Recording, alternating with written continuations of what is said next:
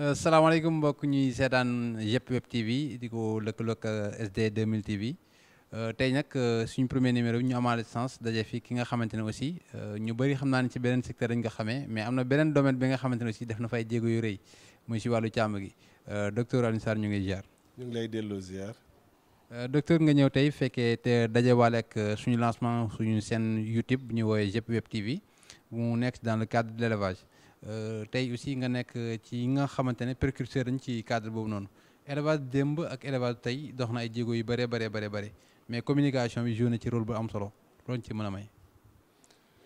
waaw loolu nga wax de dëgg la parce que avec naissance yi site yi lu bëri dafa accéléré wu dans le bon comme dans le mauvais sens. L'élevage des moutons, c'est une vieille passion, mais on peut dire que le véritable berceau de cet élevage moderne, Thiès la jóge. On se souvient de vieux Massiga Ñing, vieux Sada Dia, Makhtar Mbeng, Gorgui Villiers et Baro Mbaye, que je peux considérer comme celui qui a le plus modernisé l'élevage dans sa formule actuelle. Et à côté de lui, un grand vétérinaire du nom de Bayla.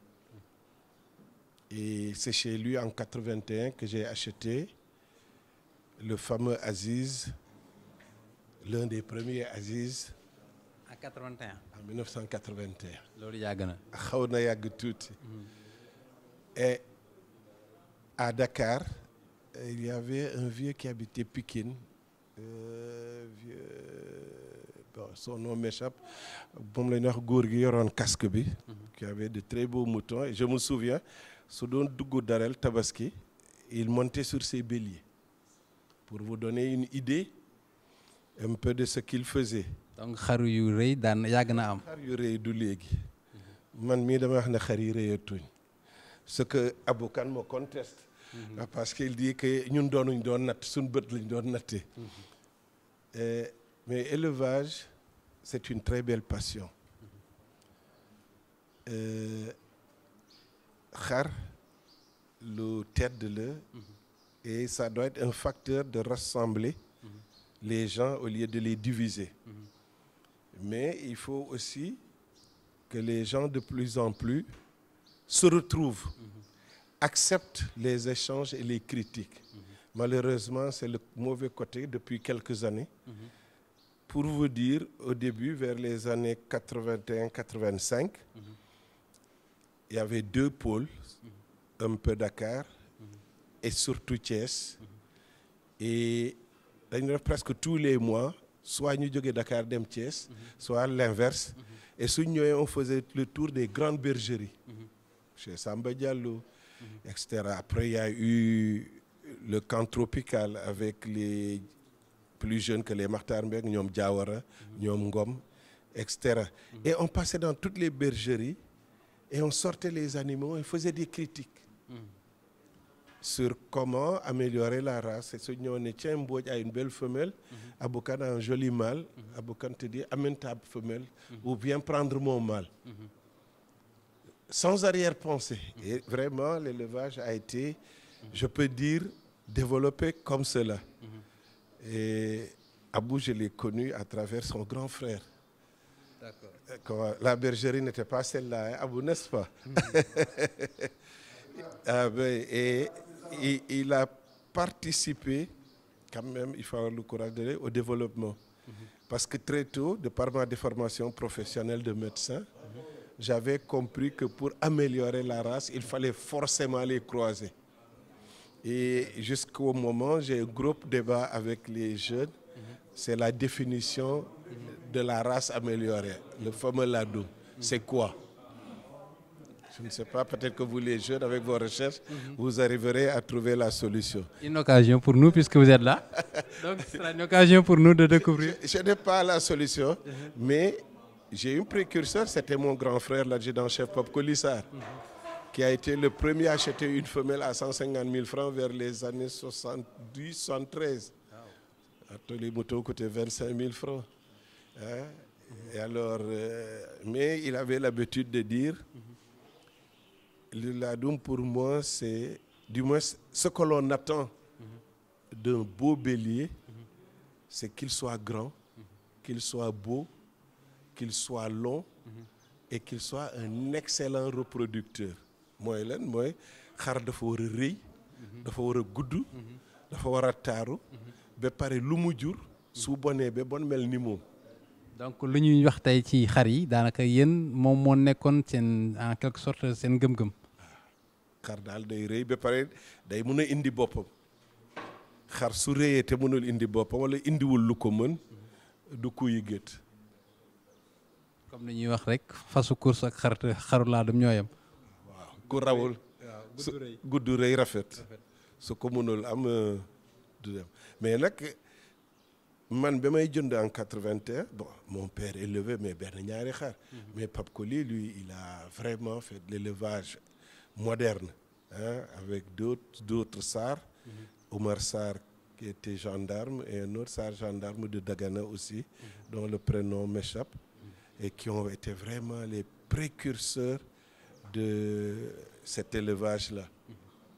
Et je me souviens, quand j'étais à l'hôpital Abass Ndao, les Kifa Gueye, les Mansour Mbodj venaient chez moi. En ce moment, ils n'étaient même pas encore des éleveurs. Ah bon? non. loolu yàgg na. waaw par contre am na ku ñu doon wax kii Mor Niang. waaw Mor Niang Pikine. Mor Niang Pikine. kii beneen xarit bi le menuisier métallique le tôlier. ñooñu c'était de grands éleveurs. Actuellement ils habitent au Mariste. Alors donc on s'est retrouvés, Djibi Wade est arrivé, Mansour Mbodj est arrivé, Kifa est arrivé. Et avec Kifa, on a réfléchi, on a mis en place les premières foires des moutons. Alors que pendant très longtemps, on avait poussé docteur Niang, directeur de l'élevage, à venir voir ce que l'on faisait, et surtout pour améliorer les races au Sénégal. Et lors de cette première fois, je me souviens, mais vous avez eu raison, et je pense que nous faisons, enfin vous, les jeunes, vous avez des élevage d'excellence. Mais vous avez aussi l'élevage en général des ovins au Sénégal pour améliorer la race. Pour que son race ndama bi son warale yi su ci sun mal yi duggé war nañ mëna gëna am de meilleurs résultats. Justement foofu noonu gis nañu l'état depuis un certain moment ñu ngi jënd ay géniteurs di ko yóbbu ci àll bi mais est-ce que réellement yow mi xam laadum nañ ko war a entretenir ak nañ ko war a toppatoowee ñi ngi koy jox ci àll bi est-ce que ñu ngi ciy béy seen waar comme il le faut est-ce que aussi ils ont suffisamment reçu de formation pour pouvoir gérer ces animaux là? Mais une formation elle est permanente, accompagnement. L'élevage, l'expérience bi ñu ci am li ci ëpp c'est l'observation. Au-delà de l'observation, c'est d'abord l'envie, l'amour de la bête. Parce que soo bëggul doo mën a dem. Et c'est une très bonne chose. Je vais vous citer un exemple, ça devait être les années 83-85. dama amoon benn xarit yi pël bu ma tuddee doom su ñëwoon kër ga toujours dama ko wax ñaata nag nga am. am naa téeméer ñaar téeméer ma ne ko ñaat mu ne ma benn litre ñaari litre ma ne ko doo jënd ci nag yi fii benn nag mun na la indil fukki litre ak juróom-ñaar fukki litre mu ne déedéet ñun suñu principe du meew mi mais nañ bari li xar yi la même chose ba bés ma jël suma benn azawad may ko mu yóbbu ko ci géttam 2 ans après ma ñëw ne ma bu njëkk de dama doon wër ak suma xar yi ba tàyyi du ma ci mën a am juróom-ñetti junni léegi damay lal suma pilier nit ñi ñëw may jaar xar ñeen fukki junne ba juróom fukki junni. Donc il avait compris que avec le croisement et l'amour de la bête qui mais l'entretien du dara ba sunu mbokk yi man ci àll bi laa juddoo suma waajur ñu ngi jóge Julóor ma jóge Fatick. Élevage soo ko xasee bëgg rek waxtaan ak nit ñi entretien bi méttiwul na nga ko bëgg nañ am place bu set nañ am dund bu doy loolu rek mooy élevage. waaw parce que tey ñu bëri ñu ngi wax ne tey Sénégal daanaka si sous-région bi ñoo fi gën lay xar muy laadum bi au même moment aussi ñoo fi gën lay xar. waaw. wala bokk nañ ci ñi fi gën lay xar. débat la débat la. waaw débat la. lan la ñu dégg ci gën le xar d'abord. waaw tey en terme de mensuration xar yi ñu gis Sénégal ci laadum yi daanaka sous-région bi yëpp néew na fi nga koy fekk. waaw loolu nag dafa am malheureusement lu ko waral parce que soo seetloo comme ni ma lay wax entre les années 70 80 ba 90 su tabaski jotoon ba nga dem Darel ba di nga gis ay xar yu exceptionnel yu doon jóge ci sous-région bi di jóge Mali di jóge Niger di jóge Mauritanie mais malheureusement xar yooyu kenn mënatu leen a am même tàpp bu rëy mënatul am tàpp bu suur am na mais tàpp bu rëy kenn gisatu ko lu ko waral parce que fi xar yi doon jóge malheureusement loolu mooy les zones de guerre aujourd'hui au Mali xar mu rëy jógeetul Mali léegi maliens yi ñëw fii Sénégal di jënd si parce que ña doon yar fa ñu nekk nit ñi ñemeetuñ fa dem te ñoom itam indeetuñ ñu ngi ci àll bi ñu ngi xeex nga dem Niger noonu la nga dem Burkina vers le nord vers Dori c'est la même chose donc problème bi c'est que ñun on est Dieu merci ci zone de paix donc stable ñale ils sont dans des zones de guerre mais nit ñu rawe woon dafa doy waar malheureusement avec les tendances waaw loolu moo indi problème. donc sànq maa ngi lay dégg nga ne depuis 1981 ngeen commencé di regrouper wu di wax ci amélioration de la race tey au niveau national est-ce que am na benn répercussion bu am ci secteur local. je pense que am na lu positif luy juddu parce que su fekkee ne quand vous allez chez Abou Kane vous trouvez de belles choses pour moi acheter une belle berge chez Abou Kane c'est pas là l'objectif c'est comment faire pour être aussi bon que lui. Effectivement. Et un autre aussi bon c'est ça qui va améliorer la race. Et je pense que si c'est perçu comme ça chance bu rëy la pour élevage bi gën a jëm kanam waaw. Merci beaucoup docteur tey aussi yéen fekk ngeen démb lu bëree bëri fekk ngeen ko ci élevage démb tey ñu gis ni élevage dem na ba commencé moderne boo gisee bergerie tey Abou Kane nu mu def carolé et tout donc am na jéego yu bëree bëri nit ñi ñu ngi koy def ci élevage pour gën koo rendre professionnel yow nga nekk quelqu'un aussi ki nga xamante ne ci làmb ji sax secteur communication lu fa am solo la alors ci élevage bi aussi secteur communication ñu gis ni xaw na des tuuti noonu communication bi war par rapport ak gestion bergerie lan la. Ce que je constate tristement mooy il n'y a pas réellement de la communication il y a plutôt une communication marketing dem ci bergerie wane bergerie bi en fait c'est bien quelque part que nit ñi gis li ñenn ñiy liggéey mais est-ce que loolu mu ngi améliorer la race parce que l'objectif doit être d'améliorer la race et arriver en sorte que xar yi di gën di reproduire critères yi di gën a am valeur et là aussi beneen débat da war a am parce que pour améliorer la race je pense que il y a les professionnels techniques je peux pas les vétérinaires les agents techniques qui ont une science de l'élevage et il y a ceux qui ont une expérience de l'élevage mooy ñi yor jur yi je pense que war nañ di bundi toog ay débats mais des débats yu profond ku nekk apporter li nga ci xam pour ñu seet nu ñuy yokki yëf yi et éviter malheureusement ce qui est arrivé à un certain moment soo duggee ci bergerie sax soo xoolee xar mi critique ñu ne da nga contre alors que on doit accepter pour s'améliorer foog nga nangu critique waaw mais donc est-ce que aussi critique bi na doon dans un esprit positif loo xam ne day jëmale yëf yi kanam te bañ a doon leneen un éleveur pour ne pas le citer Ndaw qui était un policier à qui j'avais vendu une femelle ñëw na ma dégg naa da nga am mâle ndax doo ma ko abal ma dugalaat ko ci oto bi yóbbul ko des éleveurs même m'avaient critiqué en comment tu peux avoir un mâle amagoo ci dara di ko able et mâle boobu moo juróon y a un fameux docteur qui a un peu fait le tour des éleveurs ci la juddoo woon waaw donc loolu yàgg na waaw. mais tey docteur aussi ñu remarque benn affaire ba léegi réewum Sénégal dafay jéggaane pour am matal xaru tabaski lan moo ci war a nekk bay waaru ñi nga xam ne ñoom ñooy éleveurs de race yu nekk Sénégal.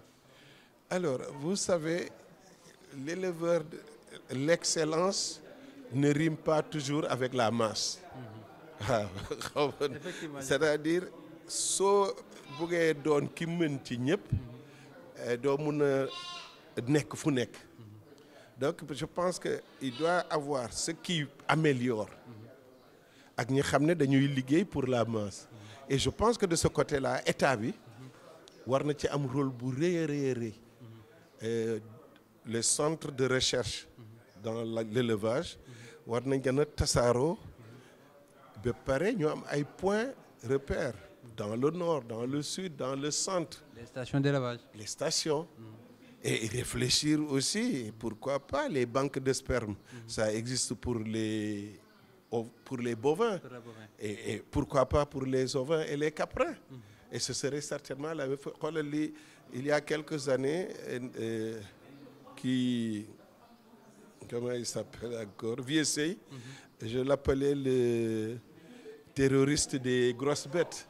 Je l'appelais moom laa doon tooy ko yow yaay assassin bi xar yu rëy yëpp yaa koy jënd nit ñi rendi ko tabaskee ko mais su fekkoon ne moon ay banque de sperme ces races ne seraient pas perdues. Hein? Alors donc ñi yor recherche bi à l'élevage war nañuy gën a réfléchir naka la ñuy def ba arriver à stabiliser des banques de sperme. Parce que c'est difficile, il paraît. Ah, bon, et nos vétérinaires aussi, on a réfléchir. Tout à l'heure, je discutais avec un dans une bergerie par rapport à un traumatisme. Et il me disait, la solution, moi, nous opérer de bloquer, d'ostéosynthèse. Je dis, mais qu'est-ce que vous attendez? Mon non, même dans les livres d'élevage. Oui, mais ailleurs, les gens n'ont pas le même type d'élevage que nous. Donc ñun war nañ réfléchir sur nos solutions ba bara xaar rek solutions yi di jóge feneen. Donc voilà, je crois une grosse réflexion war nañ dans les bergeries de temps en temps, dans les différentes associations. Ça doit être une bonne chose si ce n'est pas pour se faire mal. Mais su fekkoon ne tous les 2-3 mois les différentes associations toog daje am ay débat sur comment faire améliorer les races. Je pense que ce serait une très bonne chose.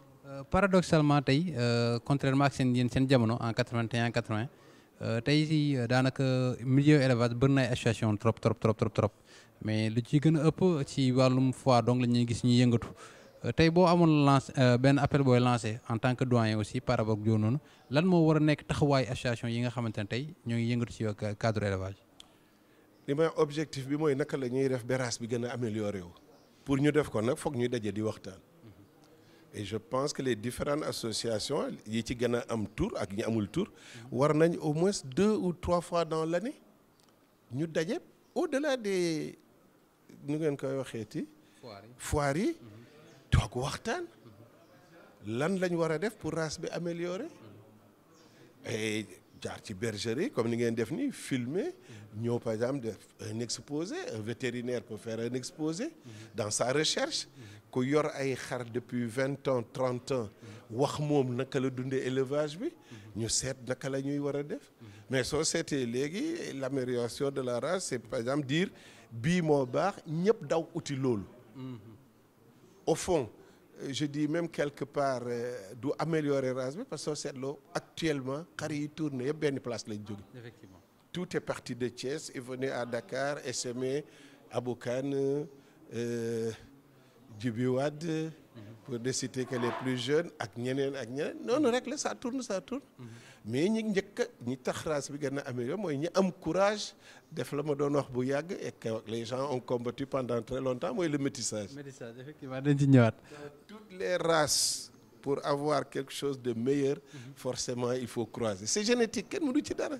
Mais jamono jooju aussi ñu ñëwaat ci loolu rek jamono jooju ba léegi ñu ngi cee waxtaanat bokk nga ci ñi nga xam ne loolu da nga ko doon wax ak gëm-gëm tey résultat yaa ngi nii gis nañ métissage aussi moo war a permettre tey xar ñu àgg fu ñu àgg lan la woon vécu la woon wala expérience woon wala gis-gis boobu. Écoute, je suis médecin de formation et je m'occupe un peu de la reproduction. Donc xamoon naa ne xar mënul rëy lu dul ci ñu croiser ko. Avec le recul année bi may dem jëndi xar Thiès j'ai trouvé ay xar yu am nopp yu rëy xaw ma woon boobu luy bali. Et quand j'ai posé la question ñoom nuñ def ba seen xar yi rëy dañ ne kuy bi leen amélioré Touba Toul lañ ko jëndee. Touba Toul waaw mais soo seetee c'est sur la route du chemin de fer. donc fan la xar bi jógee réellement. est-ce que Mali la jógee est-ce que Mauritanie la jógee est-ce que Sénégal la jógee nous n'avons pas les réponses. mais ce qui est sûr ñi nangoo croiser de façon intelligente nag parce que croisement soo boolee ñaari ndaama c'est rare nga am njool. soo boolee ñaari njool yu sew c'est rare nga am njool mu am yaram. donc yaay am xar bu jigéen seet lan moo ko manqué seet xar bu góor bi lan la manqué. ngeen boole et encore soo amee produit amélioré waat. étape par étape. waaw xam nga fii débat yu bari yeewoon nañ fi bañ topp. du am waaw du maroon du am caq amee judd na ci gétt yëpp. merci beaucoup docteur Sarr bu ñu desee ci logique boobu nga créé woon jamono jooju nga doon ji ay éleveurs yi par rapport ak croisement yeeg métissage bi est-ce que tey laadum bi tey aussi amul benn point ba nga xamante ne bu ñu fa eggee aussi li ñu daloon bu njëkk dinañu dalaat te ñu war a dugalaat leneen. mais c'est obligatoire xam nga ñu wax processus génétique bi sooy boole ñu bokk su yàggee rek récession am suuf la jëm. ci nit. même dans notre pays. doomi nijaay doomi bàjjen résultat bi hyper intelligent. ou lambda.